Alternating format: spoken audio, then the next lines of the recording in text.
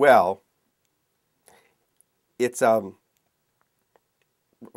it's a complicated story, but basically what happened was there was excessive faith in the Southeast Asian economies to generate wealth. Capital, which was has been more and more mobile. There's been more and more mobile capital every year in the world, sloshing around the world. And there was a lot of mobile capital in the late 90s that flooded into Southeast Asia and was misused. They had essentially crony capitalism. And they in a funny way squandered it in a way that's sort of similar, sort of vaguely reminiscent to the subprime mortgage lending. So the people from the outside were kind of flooding in with a kind of blind faith. And when the faith is blind, the panic is also blind. I mean, the minute that there was a kind of awareness that, oops, this isn't working out like we hoped it would work out in Southeast Asia, there was a run on the bank. I mean, essentially except the bank was a country. And the country is Thailand and South Korea and so on. And then what happened was interesting, because it is an analogy, actually. There is an analogy to what's going on today. When one black box proves to be explosive, when there's one financial black box into which people are putting money, they don't completely understand what's going on in there, but they think, oh, well, it's going to work out. And it doesn't work out, and it doesn't work out for reasons they didn't see coming. What the markets do is they doubt all black boxes. They start looking for the other black boxes that they put money into that, oh my God, maybe those are wrong too. And this is what happened in that case, because the crisis jumped from Southeast Asia to Russia. And you say, if you're, as a newspaper reader, would be looking at the newspaper one day and Southeast Asian countries are, bankrupt. And then all of a sudden you're reading that Russia may not pay off its debt. You wonder, what's the connection there?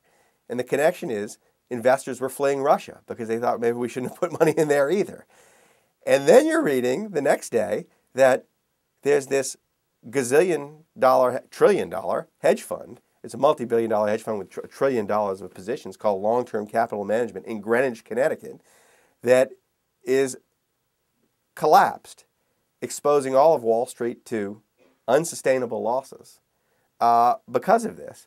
And you think, well, how does that happen?